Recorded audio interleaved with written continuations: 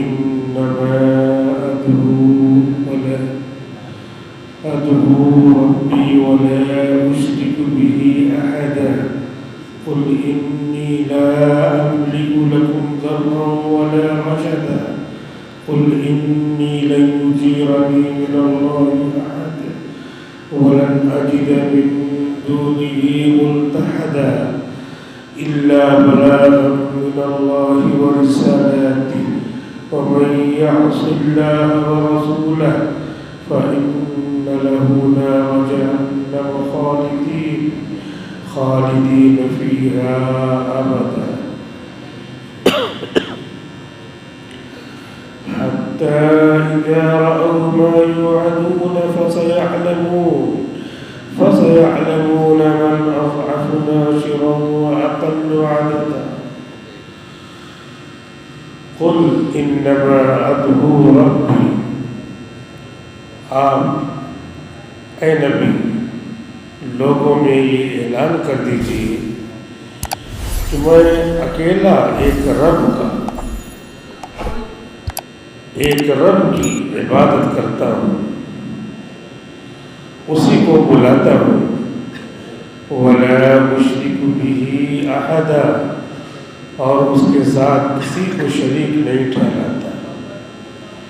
قُلْ إِنِّي لَا أَمْلِكُ لَكُمْ ضَرًّا وَلَا رَشَدًا یہ بھی کہہ دیجیے کہ میں تمہارے لیے مالک نہیں ہوں کسی نقصان کا اور نہ کسی خیر کا۔ قُلْ إِنِّي لَن يُجِيرَنِي مِنَ اللَّهِ أَحَدٌ یہ بھی کہہ دیجیے کہ ہرگز مجھے اللہ کی پکڑ سے کوئی نہیں بچا سکتا اگر اللہ پکڑنا چاہے۔ وَلَنْ أَجِدَ مِن دُونِهِ مُلْتَحَدًا اور ہرگز میں نہیں پاؤں گا اس کے علاوہ کوئی بھی پناہ کی جگہ۔ إِلَّا بَلَاغًا مِّنَ اللَّهِ وَرِسَالَاتِهِ مگر اللہ کے حکم سے پہنچا دینا ہے اور اس کے پیغامات کو لوگوں تک پہنچا دینا ہے۔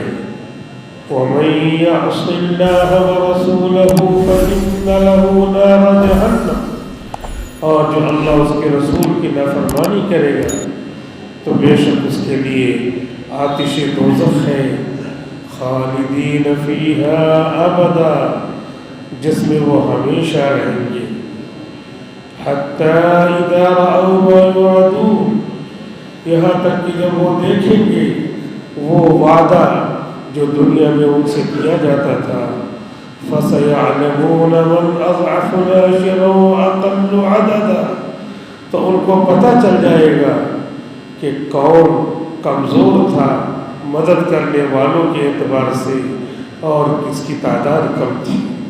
قُلْ إِنْ أَدْرِي أَقَرِيبٌ مَا تُوعَدُونَ أَمْ يَجْعَلُ لَهُ رَبِّي أَمَدًا آپ کہہ دیجئے کہ میں نہیں جانتا کہ آیا قریب ہے وہ قیامت جس کا تم سے وعدہ کیا جاتا ہے، یا ان کے لیے میرے رب نے کوئی مقررہ مدت مقرر کی ہے۔ عالم الغیب فلا یظہر علی غیبہ احدا اللہ عالم الغیب ہے، اپنے غیب پر کسی کو مطلع نہیں کرتا۔ الا من ارتضى من رسول فإنه يسلك من بين يديه ومن خلفه رصدا مگر اپنے رسولوں میں سے جس کو منتخب کر لے تو بے شک اللہ تعالیٰ اس کے آگے اور پیچھے سے حفاظت کرنے والے فرشتوں کو چلاتا رہتا ہے۔ لِيَعْلَمَ قَدْ أَبْلَغُوا رِسَالَاتِ رَبِّهِمْ تاکہ جان لے کہ ان لوگوں نے اپنے پروردگار کی پیغامات کو پہنچایا۔ وَأَحَاطَ بِمَا لَدَيْهِمْ اور جو ان کے پاس ہے سب اللہ تعالیٰ جانتا ہے۔ وَأَحْصَىٰ كُلَّ شَيْءٍ عَدَدًا اور ہر چیز کی تعداد اللہ کو معلوم ہے۔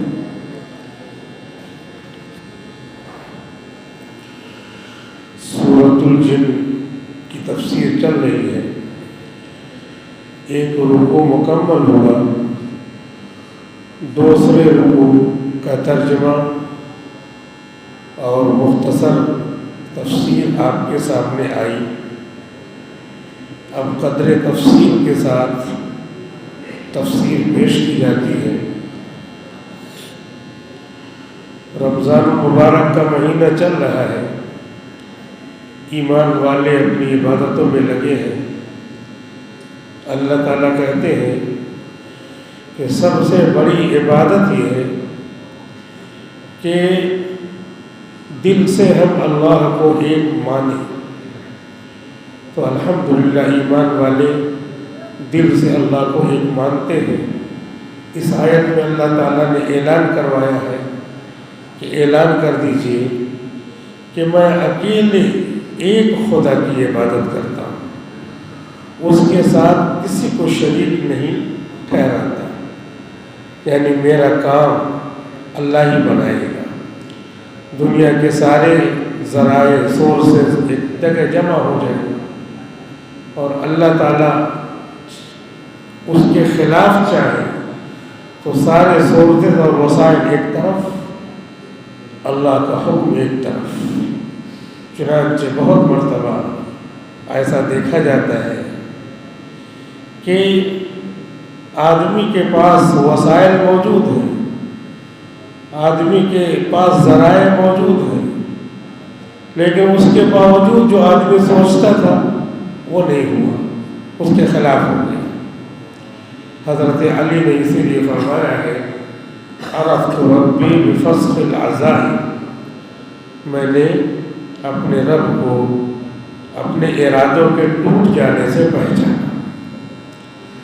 تو یہ رمضان شریف کا مہینہ چل رہا ہے، اس میں جو ہمیں عبادتیں کرنا ہے اللہ رب العزت اس کا اجر و ثواب 70 گنا بڑھا کر کے دیتے ہیں. اور کوئی آدمی اللہ تعالیٰ کے اجر کے دینے کو منع نہیں کر سکتا، روک نہیں سکتا. رمضان کے مہینے میں ایک آدمی روزہ ہے، اس کی افطاری دوسرے نے کروا دیا تو اللہ تعالیٰ اس کو ڈبل روزے کا ثواب دیں گے. ایک تو اپنا روزہ رکھا اور ایک یہ کہ اس کو افطاری کرا دیا، تو اس کے افطاری کا اجر و ثواب یہاں آ جائے گا. اور اس نے جو روزہ رکھا ہے اس کے ثواب میں کوئی کمی نہیں ہوگی. اور اسی لیے اللہ تعالیٰ روزے میں مومن کا رزق بڑھا دیتے ہیں. مومن کے دسترخوان پر طرح طرح کے رزق جمع ہو جاتے ہیں. حالانکہ کمائی وہی ہے، آدمی وہی ہے، شب و روز وہی ہے، موسم وہی ہے، لیکن اللہ نے کیا کیا؟ رزق میں اضافہ فرما دیا. اس وجہ سے دین کی باتوں کو سیکھ کر کے آسانی سے عمل کرنے کے ذریعے زیادہ ثواب جمع کیا جا سکتا ہے. اب یہی رمضان چل رہا ہے، ہمارے بزرگان دین بس عبادت ہی کر رہے ہیں، عبادت کر رہے ہیں، قرآن سے لگے ہوئے ہیں. شیخ زکریا صاحب رحمۃ اللہ علیہ کے گھر عورتیں گھر کا سارا کام کاج کر کے ایک دن میں 16-17 پارہ تلاوت کر جاتی تھی روزانہ. اس لیے کہ ان کو اسی کی دھن تھی، عبادت کرنا ہے، بس قرآن پڑھنا ہے، قرآن کا مطلب سمجھنا ہے، تلاوت کرنا ہے. اور آگے جائیے بزرگان دین میں کہ امام شافعی رحمۃ اللہ علیہ روزانہ دن میں ایک قرآن ختم کرتے تھے اور روزانہ رات میں ایک قرآن ختم کرتے تھے. کیونکہ یہ زندگی جو ہے گزرنے والی ہے، ابھی جتنا موقع ہے وہ کر لیے، اور جب یہ وقت گزر جائے گا تو دوبارہ آنے والا نہیں ہے. اسی لیے اللہ نے انسانوں کو بھی جناتوں کو بھی دونوں کو اس کا مکلف بنایا ہے. انسانوں میں جیسے کچھ لوگ دوسرے کو پریشان کرتے ہیں تو ان کو اس کا گناہ ملے گا، ایسے جناتوں میں بھی کچھ لوگ دوسرے کو پریشان کرتے ہیں تو ان کو ان کا گناہ ملے گا، ان کو سزا ملے گی۔ آپ نے دیکھا ہوگا بہت مرتبہ کہ رات میں حکم ہے، حدیث شریف میں ہے کہ جو سنسان راستے ہیں اس میں اکیلے نہ نکلو، کسی کو ساتھ میں لے کر کے نکلو۔ اب اکیلے کوئی نکل گیا تو پیچھے سے کوئی چھن چھن کی آواز آ رہی ہے، کبھی آگے چھن چھن کی آواز آ رہی ہے، تو اب وہ پریشان کرنے والے جنات ہیں جن کو شیطان کہتے ہیں۔ اب آدمی کا دل اگر مضبوط ہے تو وہ اپنا چلتا رہے، کوئی تکلیف اس کو نہیں ہوگی۔ دل مضبوط نہیں ہے، ڈر رہا ہے، کانپ رہا ہے، اور ڈرتے کانپتے گر پڑا، تو اب جو ہے اس طرح ڈر سے فائدہ اٹھا کر کے اپنی کوئی کمی دیکھ کر کے، ناپاکی دیکھ کر کے استنجا نہیں لیتا ہے، آدمی ناپاک ہے تو اس پر جو ہے شیطانوں کا حملہ ہو جاتا ہے۔ اس لیے منع کیا گیا ہے کہ خالی راستوں میں رات میں سلطان نہیں چلنا چاہیے اکیلے، کسی کو ساتھ میں لے لے، تو وہ ساتھ میں رہے گا تو اس کی وجہ سے دل مضبوط رہے گا، ہماری وجہ سے اس کا دل مضبوط رہے گا، اس کی وجہ سے ہمارا دل مضبوط رہے گا۔ اور ہم نے کل بتایا تھا کہ ننگے بدن نہیں نکلنا چاہیے۔ گھر میں ہے، استنجا کرنے 12 بجے 1 بجے رات میں نکلے تو سر کو ڈھانپ لینا چاہیے، اور بنیان پہنے تو بنیان کے اوپر ایک رومال ڈال لے یا شرٹ ہی پہن لے، پہن کر کے پھر نکلی، کیونکہ اب گھر سنسان ہو گیا، گندی جگہوں پہ وہ رہتے ہیں، ہم ادھر جا رہے ہیں اور ہمارا ننگا بدن دیکھ کر کے، ننگا سر دیکھ کر کے وہ ہم پر حملہ آور ہو سکتی ہے۔ بیت الخلا میں گئے، دعا بھول گئے تو بیت الخلا میں گندی جگہ پہ وہ رہتے ہیں، وہ حملہ آور ہو سکتی ہے۔ ہم نے تفسیر میں سنایا تھا واقعہ کہ 3 صحابی تھے، کہیں جا رہے تھے تو راستے میں ایک صاحب کو استنجا معلوم ہوئی، استنجا کرنے کے لیے ساتھیوں کو روکا کہ میں استنجا کر کے آتا ہوں، تم لوگ رکو، رک گئے وہ لوگ، وہ استنجا کرنے گئے اور استنجا کر کے کتنا دیر لگے گی، 2-4 منٹ 5 منٹ، اور وہ آ جانا چاہیے، وہ نہیں آ رہے ہیں، دیر ہو گئی، تو اتنی دیر ہو گئی کہ لوگوں کو شک ہونے لگا۔ اب شک ہو رہا ہے تو اور دیر ہو رہی ہے اور شک بھی بڑھتا جا رہا ہے، یقین کے پہلو میں بدلتا چلا جا رہا ہے، تو ان لوگوں نے جا کے کھٹکھٹایا دروازہ، تو کچھ آواز نہیں نکل رہی ہے، اب اور ڈاؤٹ ہوا، شک ہوا، پھر تیز بڑھایا، کھٹکھٹایا، کوئی آواز نہیں، تو انہوں نے دروازہ توڑا تو اندر وہ ساتھی جو تھے مرے پڑے تھے، سب کو دہشت ہو گئی، یہ کیا ہو گیا، پہلے سے کوئی بیماری نہیں، کوئی پریشانی نہیں، تو مرے پڑے۔ ان کی لاش کو جلدی سے باہر اٹھایا اور ایک صاحب دوڑ کے حضور کے پاس گئے اطلاع دینے،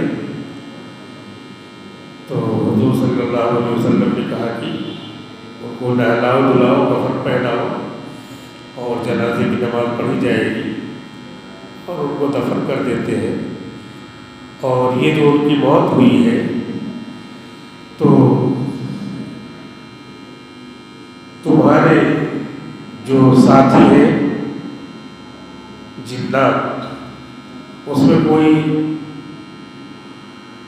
خبیث قسم کا ہوتا ہے، نالائق ہوتا ہے، غنڈہ ہوتا ہے، تو وہ سب گندی جگہوں پہ رہتے ہیں، تو ایک خطرناک قسم کی دشمنی رکھنے والے جنات نے جن کو شیطان کہتے ہیں مار ڈالا ہے موقع پا کر کے۔ اور آئندہ جو ہے میں تم کو ایک دعا بتاتا ہوں، اس کو پڑھ لیا کرنا، تو ان خبیث شیطانوں سے، چڑیل سے حفاظت رہے گی۔ تو آپ نے وہ دعا سکھائی جو ہم لوگ پڑھتے ہیں، بھول جاتے ہیں، اب معلوم ہوگا تو شاید نہ بھولیں۔ اللہم انی اعوذ بک من الخبث والخبائث۔ یہ دعا جو ہم لوگ پڑھتے ہیں اور کبھی کبھی بھول جاتے ہیں، تو بھولنا نہیں چاہیے۔ زندگی اور موت کا سوال ہے، کبھی اندر گیا آدمی واپس ہی نہیں آیا تو کیا ہوگا؟ اتنی امپورٹنٹ ہے یہ دعا، یہ دعا کہ جان چلی گئی صحابی کی۔ حضور نے بتلایا آئندہ یہ پڑھتے رہنا تو تم کو خبیث جناتوں سے، شیطانوں سے، چڑیل سے، جو خبیث روحیں، گندی روحیں رہتی ہے گندی جگہوں پر، ان سے حفاظت ہوگی۔ جہاں گندگی کی جاتی ہے وہ گندا ہی مانا جاتا ہے۔ اس گندی جگہوں پر جانے سے پہلے باہر ہی اللہم انی اعوذ بک من الخبث والخبائث پڑھ لینا۔ دروازہ بند کر لیا، اندر پہنچے، اب یاد آیا کہ ارے دعا نہیں پڑھی ہے، تو طریقہ یہ ہے کہ باہر آ جاؤ، باہر آ کے پڑھ کے پھر جاؤ۔ یہ نہیں کہ نہیں کر لیتے، اسی درمیان میں ان کو موقع مل گیا تو تمہاری 1 منٹ کی چھوٹ ایک زندگی کو نقصان پہنچانے والی ہے۔ تم ماہر ڈاکٹر تھے، پبلک نقصان اٹھائے گی، بال بچے تمہارے روزی تمہارے ذریعے سے پاتے تھے، کھاتے تھے، وہ نقصان میں پڑیں گے، خاندان والے روئیں گے، پوری پبلک کا فائدہ تھا۔ تم نے 1 منٹ دعا پڑھنے کے لیے اپنے آپ کو سست محسوس کیا، سستی میں پڑ گئے، اور اسی درمیان میں خبیث جناتوں شیطانوں کو موقع مل گیا، تمہاری جان چلی گئی۔ باہر نکل کر کے تم کو پڑھنا چاہیے تھا اللہم انی اعوذ بک من الخبث والخبائث۔ اور اگر بالکل برداشت نہیں ہو رہا ہے، دست ہے اور کوئی کیفیت ہے، تو بزرگوں نے لکھا ہے کہ ایسے موقع پر پھر دل ہی دل میں پڑھ لے، زبان سے پڑھنا جائز نہیں ہے، دل ہی دل میں پڑھ لے، استنجا سے فارغ ہو جائے۔ صحیح طریقہ یہ ہے کہ باہر آئے، باہر نہیں آنے کا موقع ہے، بالکل استنجا ہو رہا ہے تو دل ہی دل میں اس کو پڑھ لے، زبان سے نہ پڑھے۔ زبان سے پڑھنا گندی جگہ پہ یہ ناجائز ہے۔ بیت الخلاء میں کوئی گیا تو بیت الخلاء کرتے کرتے بات کرنا بھی منع ہے۔ بہت سارے لوگ کیا کرتے ہیں، بیت الخلاء میں ہی فون لگا دیا، موبائل سے بات کرتے ہیں، تو اس سے بیماری کا خطرہ ہے، پیرالائزڈ ہونے کا خطرہ ہے، ہاتھ پیر جا سکتے ہیں۔ تو وہاں پر بات کر رہے ہیں، وہاں پہ موبائل دیکھ رہے ہیں، تو موبائل دیکھنا، آنکھوں سے بھی کسی چیز کا استعمال کرنا وہاں پر بیماری لاتا ہے، پیرالائزڈ ہونے کا خطرہ ہے، آنکھوں کی روشنی کے کم ہونے کا خطرہ ہے۔ لہذا جو لوگ اس کے عادی ہیں وہ موبائل بھی اندر نہ دیکھیں، وہاں پہ بیٹھے رہیں، استنجا سے فارغ ہو کر کے باہر آ جائیں۔ گندی جگہ پہ دیر تک رہنا یہ عقل مندی نہیں ہے، بے وقوفی ہے کہ گندی جگہ پہ گھنٹوں بیٹھے ہوئے، رات میں چلے گئے اور اس کے بعد بیت الخلاء میں بیٹھے ہیں، سب لوگ سو رہے ہیں، وہاں پہ تو کوئی دیکھ نہیں رہا ہے، اب وہاں پر گندی تصویریں دیکھ رہے ہیں، یا کسی جو ہے معشوقہ سے باتیں کر رہے ہیں، اور گندی جگہ پہ ہے، باتیں کرتے کرتے آخری لمحے میں وہی ہمارا انتقال ہو جائے تو کیا ہوگا؟ تو پھر گندی جگہ پہ انتقال ہوگا تو بہت بری موت ہوئی۔ جو جس گندی حالت میں آدمی رہتا ہے اسی حالت میں اس کا انتقال ہوتا ہے، تو گندی حالت سے، اس کی جگہ سے بچنا چاہیے اور گندی عادتوں سے بچنا چاہیے۔ اللہ تعالیٰ نے جناتوں کو ہمارے امتحان کے لیے بنایا ہے کہ تم اس طریقے سے اپنا ڈر سوچ کر، دشمنوں کو سوچ کر کے کہ ہمارے دشمن ہیں، ان سے دور رہو، دعائیں پڑھ لو، اپنی زندگی کی حفاظت کرو، صحت کی حفاظت کرو، اور اگر گندی جگہ پہ رہنے کی عادت پڑ گئی تو گندی ہی حالت میں انتقال ہوگا۔ سجدے کی حالت میں انتقال ہو، یہ لوگوں کی تمنا ہوتی ہے۔ مدینے میں انتقال ہو، اس کی تمنا ہوتی ہے۔ مکے میں انتقال ہو، اس کی تمنا ہوتی ہے۔ تلاوت کرتے کرتے انتقال ہو، اس کی تمنا ہوتی ہے۔ بیت الخلا میں بیٹھے بیٹھے اور موبائل دیکھتے دیکھتے، غلط تصویریں دیکھتے دیکھتے کوئی دنیا سے چلا جائے، جس کے چانسز بہت زیادہ ہوتے ہیں کیونکہ وہ گندی جگہ ہے، تو بہت خطرہ ہے۔ 3-4 دوست تھے، وہ چوری کرتے رہتے تھے۔ چوری کی جب بھی موقع ملتا تھا چوری کرتے رہتے تھے، چوری کی ان کی عادت تھی۔ اب جو ہے ایسا ہوا ایک مرتبہ کہ ایک لڑکے کی نئی شادی ہوئی، تو جہیز وغیرہ بہت سارا سامان شادی میں ملا تھا، تو ایک مکان میں رکھ دیا جہاں رکھا جاتا ہے، ایک الگ سے روم میں رکھ دیا، اور نئی نویلی دلہن تھی اور دلہن کے ساتھ پہلی رات گزار رہے ہیں، وہ لوگ سوئے ہوئے تھے۔ چور لوگ آئے، پتہ نہیں کس انداز سے، ان کے الگ الگ طریقے ہوتے ہیں، انہوں نے مکان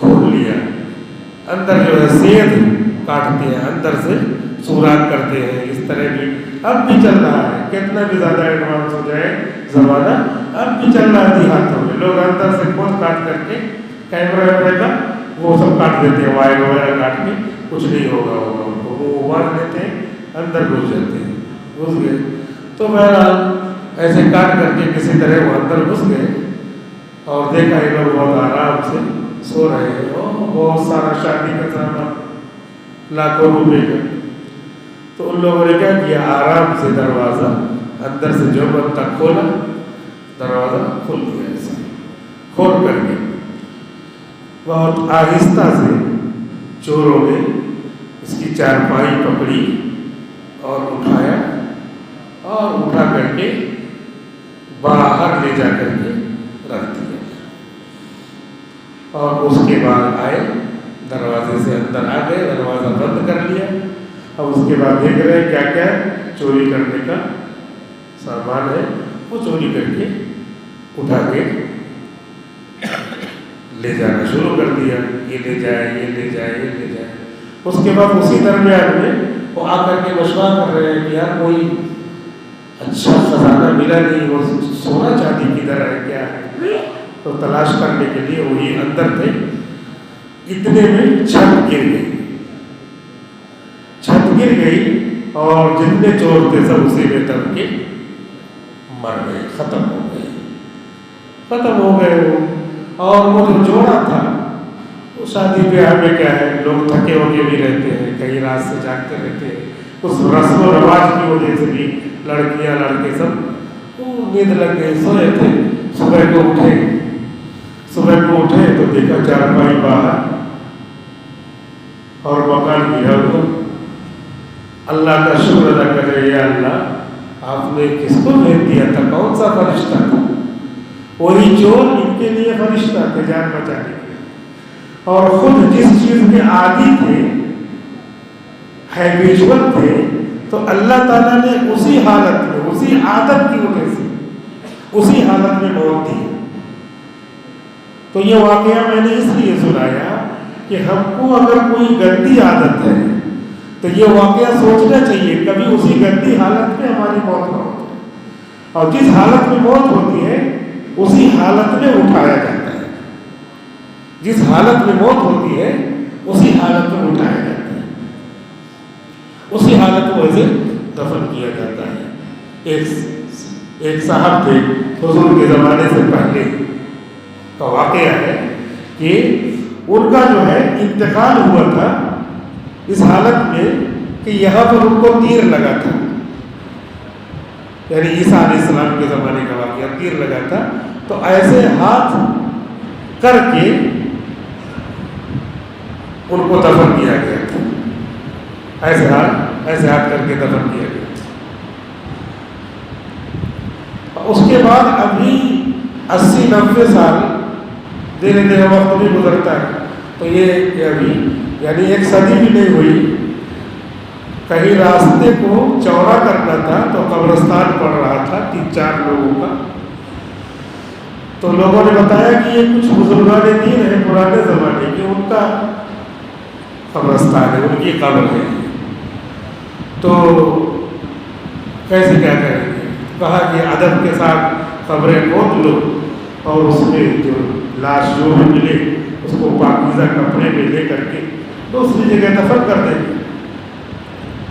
تو انہوں نے کھولا، ایک قبر کو کھودا، تو کھودنے میں ایک لاش ملی، بالکل نیا کپڑا، یعنی بالکل وہی کفن، سفید کفن،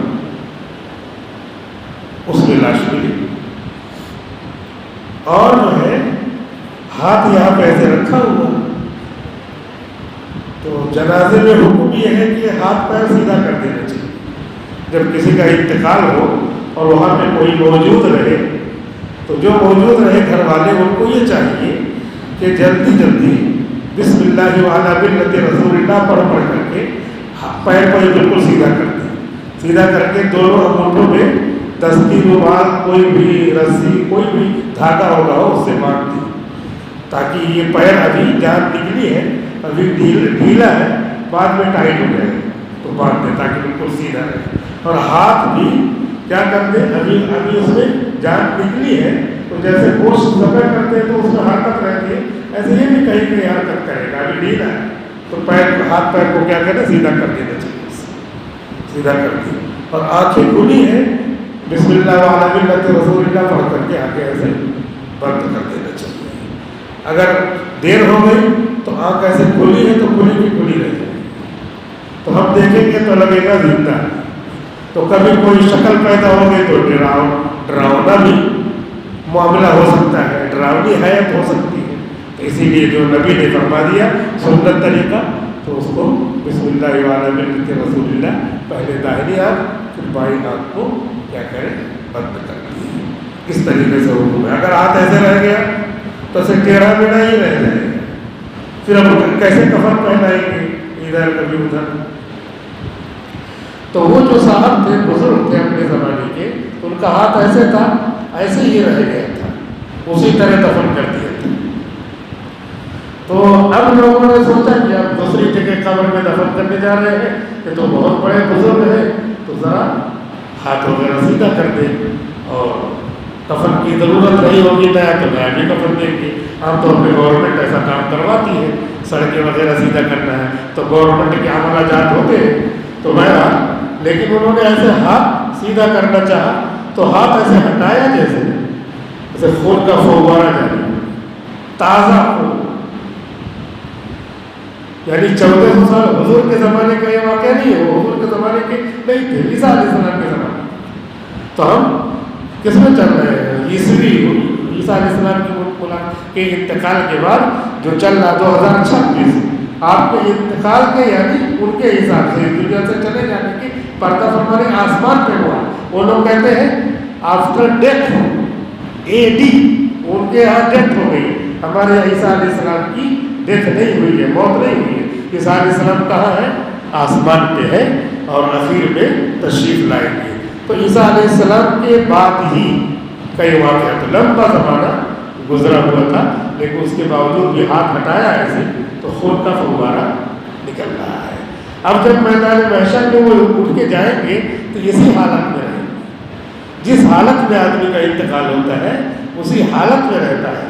تو یہ اچھی حالت ہے تو اچھی حالت میں اسی طریقے سے جائیں گے میدان محشر اور اللہ کو دکھائیں گے کہ اللہ دیکھیے تیرے دین کے راستے میں مجھے دیر لگا تھا اور میں اس دنیا سے گیا. تو اسی لیے ہم ایمان والوں کو ہمیشہ یہ سوچنا چاہیے کہ یا اللہ ایسی حالت میں انتقال ہو کہ جو حالت آپ کو پسند ہو. اب ظاہر سی بات ہے ہم لوگ ابھی فری ہیں تو فری حالت میں کچھ تصویر بیٹھ کے پڑھنا ہے، کچھ تلاوت کرنا ہے، چھٹی ہوئی نمازیں پڑھنا ہے. یہ دکان میں فری ہو گئے، گاہک وغیرہ نہیں ہے تو تصویر پڑھنا شروع کر دیں، تلاوت کرنا شروع کر دیں.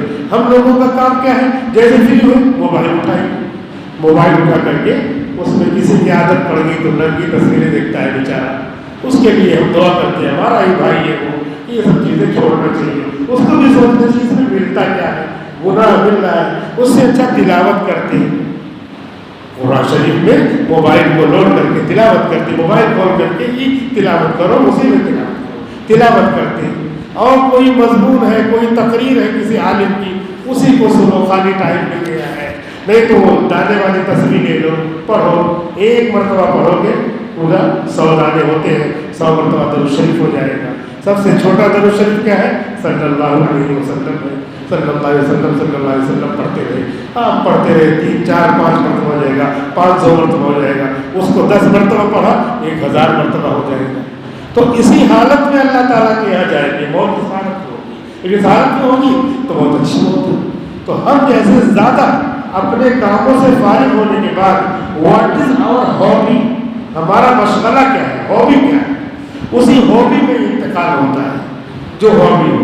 تو ہمیں اچھی ہابی، اچھا مشغلہ بنانا چاہیے، برا بنائیں گے یہ چوروں کی طرح دیکھو چھت کے نیچے دب گئے، اچھا بنایا تو اللہ نے کیا کیا، سجدے کی حالت میں یہ کہہ رہا ہے ہاتھ یہاں رکھے ہیں اور شہادت کی حالت میں انتقال ہوا کہ اللہ تعالیٰ کو اسی حالت میں دکھائیں گے۔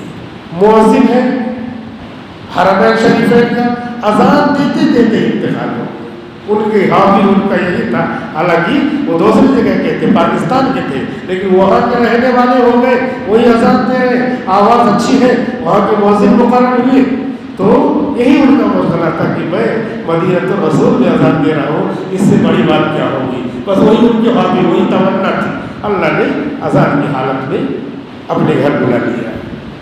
ایک مولانا صاحب تھے، تقریر کر رہے تھے مراد آباد کے، مدرسہ شاہی مراد آباد کی تقریر کر رہے تھے، بہترین تقریر کرنے کے بعد انہوں نے جو ہے وہ آخر دعوانا الحمدللہ رب العالمین پڑھا اور کرسی میں انتقال ہو گیا، کرسی میں انتقال ہو گیا۔